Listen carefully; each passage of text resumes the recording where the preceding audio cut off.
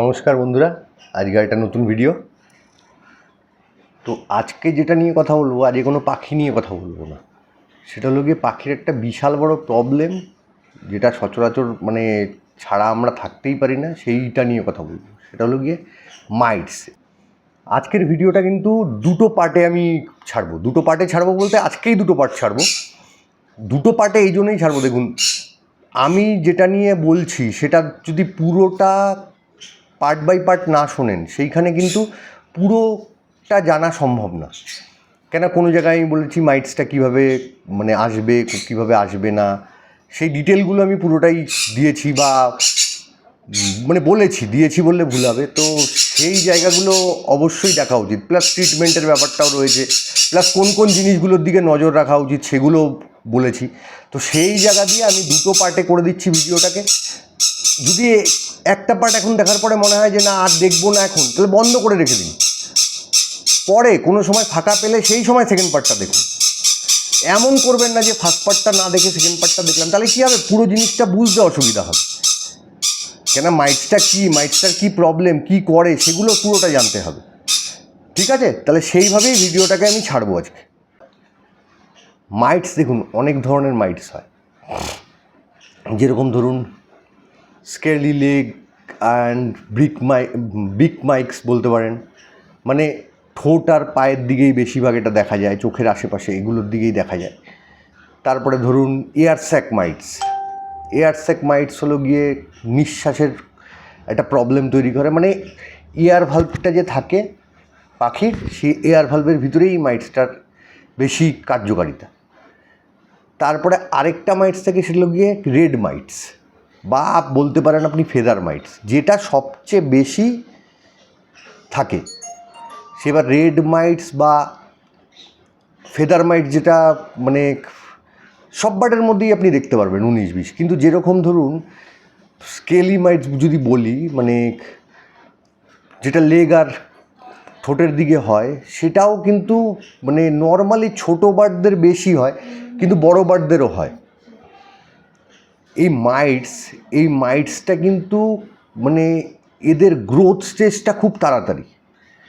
Normally একটা mites ডিম লে করে একদিনে, ঠিক আছে, ওখান থেকে লার্ভা বলুন, নিম্ফ বলুন, এই ফেজটা 4 দিনের মধ্যে কমপ্লিট করে ফেলে। তার 5 দিনের মধ্যে এই ফেজগুলো কমপ্লিট হয়ে গেল, আর বাদবাকি 2 দিনের মধ্যে আবার অ্যাডাল্ট হয়ে গেল, আরেকটা অ্যাডাল্ট তৈরি হয়ে গেল।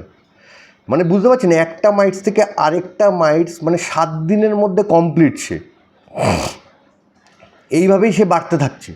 আর মাইটসের প্রাইমারি বেঁচে থাকার জায়গা হলো একটাই মাত্র, যদি বেঁচে থাকার কথা বলেন একটাই জায়গা, সেটা হলো গিয়ে পাখির রক্ত খেয়েই এরা বেঁচে থাকতে পারে। সেটা যে মাইটসই হোক না কেন, এটা পাখির রক্ত খেয়েই বেঁচে থাকে। এবার পাখির রক্ত খেলে মাইটসগুলো কী প্রবলেম ক্রিয়েট করে, পাখির রক্ত যখন খেতে থাকে, এবার পাখির তার রেড ব্লাড সেলগুলো কমতে থাকছে, পাখির যে লাল যে কোষগুলো, রক্তের যে কোষগুলো, তো সেইগুলো আস্তে আস্তে কমতে থাকছে। এবার কমতে থাকলে কি হচ্ছে, শরীরের যে জায়গায় যেই রেড ব্লাড সেলটা যতটা দরকার সেটা সেই পরিমাপে থাকছে না, তাতে নানান রকম প্রবলেম ক্রিয়েট হচ্ছে। এর থেকে নানান রকম ইনফেকশান আসছে, বার্ডটা আস্তে আস্তে শুকিয়ে যাচ্ছে, এমনকি বার্ডটা মারাও যাচ্ছে। কিন্তু এই যে স্কেলি মাইটস বললাম, এই স্কেলি মাইটসের আরেকটা বড় প্রবলেম হয় ছোটো পাখির ক্ষেত্রে। ধরুন কোনো জেব্রা ফিঞ্চের এটা হয়েছে, বা কোনো এমনি ফিঞ্চের হয়েছে, ফিঞ্চের পাটা ওই সময় হুট করে কেটে গেছে, খাঁচায় লেগে, কোনো জায়গায় লেগে বা কিছুতে হোক কেটে গেছে, ঠিক আছে, কেটে ওটা ট্রিটমেন্ট করা হয়নি সঙ্গে সঙ্গে। আপনি এমনও দেখতে পারেন ওই জায়গা থেকে পাটা বাদ হয়ে গেল, পা কেন, শুধু আঙুলগুলো দেখা গেল, আঙুল ওরম হয়েছে, আঙুলটা বাদ হয়ে গেল। এইভাবে কিন্তু ঘটনাগুলো ঘটে, পাখিগুলো এফেক্টেড হয়, তারপরে আস্তে আস্তে মারা যায়। সেই জন্য এই জিনিসটার প্রতিরোধ খুব দরকার। এবার প্রতিরোধ তো দরকার বোঝা গেল, কিন্তু প্রতিরোধ করব কীভাবে? শুধু তাই না, আরেকটা জিনিস বলি, এই মাইটসগুলো অনেক সময় আমরা যারা পাখি নিয়ে কাজ করি সব সময়, আমাদের গায়েও কিন্তু আসে। এই মাইটসগুলো এত ছোট জিনিসগুলো, মাইক্রোস্কোপিক, তো মানে মাইক্রোস্কোপ দিয়ে দেখা যায়, 2-4টে বড় বড় দেখা যায়, কিন্তু মাইক্রোস্কোপিক ম্যাক্সিমাম। তো মাইক্রোস্কোপিক মাইটস মানে দেখা সম্ভব হয় না। তো এদের নর্মালি কী হয়, এটা আমাদের গায়েও চলে আসে। এবার আমাদের কি মনে হয় যে না, কোনো পোকামাকড়ে হয়তো কামড় দিয়েছে, জন্য লাল লাল লাল লাল স্পট হয়ে গেছে। এটা কিন্তু এই মাইটস থেকেও হতে পারে, এমন না যে হতে পারে না। হ্যাঁ, কিন্তু আমাদের শরীরে ওদের বেঁচে থাকার কোনো উপায় নেই, কেন আমাদের রক্ত খেয়ে ওরা বেঁচে থাকতে পারবে না। তো সেই জায়গা দিয়ে সেই ভয়টা আমাদের নেই, কিন্তু কি এই ইচিং, ব্যথা লাগা, এগুলো আমাদের হতেই পারে। তো সেই জন্যই মাইটসগুলোকে কিন্তু দূর করা খুব দরকার। এবার দূর করার জন্য এই মাইটসগুলো লুকানোর জায়গাগুলো আগে জানতে হবে। এই মাইটসগুলো নর্মালি আপনার কেজ ট্রেতেও থাকে, আপনার খাঁচারও নানান যে পার্টগুলো আছে ওই পার্টের মধ্যে থাকে, খাবার বোলের মধ্যে থাকতে পারে, কাঠের হোক বা আপনার প্লাস্টিকের হোক, জারি হোক, তার মধ্যে থাকতে পারে, জলের পাত্রের আশেপাশে থাকতে পারে। আর এই মাইটসগুলো সবচেয়ে বেশি অ্যাক্টিভ হয় কিন্তু হলো গিয়ে গ্রীষ্মকাল আর এই বর্ষাকাল। এই দুটো সময় সবচেয়ে বেশি এফেক্টেড থাকে এই মাইটসগুলো। আমি বললাম না, ফাঙ্গাল ইনফেকশন বেশি দেখা যায় বার্ডের মধ্যেও, কিন্তু এই কারণগুলো এগুলো একটা কারণ, সব কারণ বলবো না, কারণগুলো এগুলো। এবার আপনি ভাবছেন ট্রিটমেন্ট করব, মাইটস ঠিক হয়ে যাবে, তারপরে আর দরকার পড়বে না, একদমই না। ট্রিটমেন্ট করুন, তারপরেও মাইটস আসবে না এমন হতে পারে না। কেন বলছি, ধরুন আপনার কাছে কাঠের খাবার বোল আছে, মাইটস ওর মধ্যে গিয়েও লুকিয়েছে। আপনি এবার দেখা গেল জারকন দিয়ে স্প্রে করুন বা অন্য কিছু দিয়ে স্প্রে করুন, মানে এমন মাইটসের অ্যান্টিমাইট স্প্রে করে যাচ্ছেন, স্প্রে করে দেখা গেল সব কটাকে ভালোভাবে স্প্রে করে দিলেন, কিন্তু আলটিমেটলি তারপরেও যায় না। কেন, এই যে ফাঁক ফোকরগুলোতে যেগুলো ঢুকে থাকে না, সেগুলো পুরোপুরি যায় না। তো সেই জন্য মাইটস পুরোপুরি ক্লিয়ার করা সম্ভব হয় না, কিন্তু মাইটসের ট্রিটমেন্ট আবার দরকারও, নাহলে বার্ডটা শেষ হয়ে যাবে, এমনকি আমাদেরও অসুবিধা তৈরি হয়। তো সেই জন্য মাইটসটা যতটা সম্ভব ট্রিটমেন্ট করা খুব দরকার। এবার ফেদার মাইটস যেটা, মানে বা রেড মাইটস যেটা বলি, এটা নর্মালি হলো গিয়ে লুকানোর জায়গা হলো গিয়ে এদের কোথায়, এরা হলো গিয়ে ডানার তলায় বেশিরভাগ লুকায়, বেশিরভাগ ডানার তলায় গিয়ে লুকায়, যেটা আমরা দেখতেই পাই না একদম। তার জন্য আমাদের কী হবে, পাখিটাকে ফলো করতে হবে যে তার মধ্যে কীরকম মানে রিয়াকশান হচ্ছে, মানে কী অসুবিধা হচ্ছে তার। দেখবেন কোনো পাখি গা চুলকাচ্ছে, খুব মানে অসম্ভব পরিমাণে গা চুলকাচ্ছে, মানে ফ্রিকোয়েন্সিটা খুব বেড়ে গেছে গা চুলকানোর, তার মানে বুঝবেন যে হ্যাঁ মাইটসের প্রবলেম হচ্ছে তার শরীরে। দেখুন, মাইটসের আরেকটা মজার জিনিস হলো, মাইটস যদি শরীরে নাও থাকে, তাও যদি ট্রিটমেন্টটা হয়, সেটা কিন্তু বাজে এফেক্ট কিছু ফেলে না। তো সেই জন্য ট্রিটমেন্টটা দরকার। মাইটস যে ডিম দেয়, ডিম দেওয়ার জায়গাগুলো কোথায়, এই পাখার তলায়, না হলে সবচেয়ে ভালো এলাকা খুঁজে পায় হলো গিয়ে ভেন্টের আশেপাশে, মানে পটি করার জায়গার আশেপাশে, এই জায়গাটায় ও ডিম বেশি দেয়। এবার বুঝতে পারছেন, 4 দিনের মধ্যে সেই ডিমটা ফুটে হলো গিয়ে লিম্পে তৈরি হয়ে যাবে, তার 2 দিনের মধ্যে ওটা অ্যাডাল্ট হয়ে যাবে। এবার পাখির শরীরে তার মানে ভাবুন কত হাজার হাজার মাইটস রয়েছে, এক দুটো না, কত হাজার হাজার মাইটস রয়েছে। তো সেই জন্য সেই মাইটসগুলো থেকে তো পাখিটাকে বাঁচাতে হবে। কোনো পাখির দেখছেন এই যে নাকের এই জায়গাটা দেখা গেল ব্রাউনিশ হয়ে গেছে, বুঝতে হবে যে তার কিন্তু মানে স্কেলি মাইটস হচ্ছে, সেটা বুঝতে হবে। কিন্তু কি আবার এটাও মাথায় রাখতে হবে, ধরুন বদ্রির ফিমেল যখন এই ব্রাউন ইয়েটা হয়ে যায়, এটা হরমোনাল চেঞ্জেসের জন্য হয়। নাকটা যখন ও ডিম দেওয়ার ইয়েতে আসে, সেই সময় ওই হরমোনাল চেঞ্জের জন্য নাকটা ইয়ে হয়ে যায়। সেই জন্য পাখি বিশেষে সেটা খেয়াল রাখা খুব দরকার।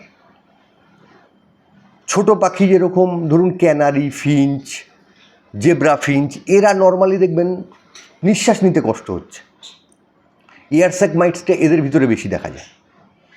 তো সেই জায়গায় খেয়াল রাখতে হবে। স্কেলি মাইটস আবার বড় ছোট সব পাখির মধ্যেই দেখা যায়, বড়দের এফেক্টটা কম করতে পারে, ছোটদের এফেক্টটা অনেক বেশি করে।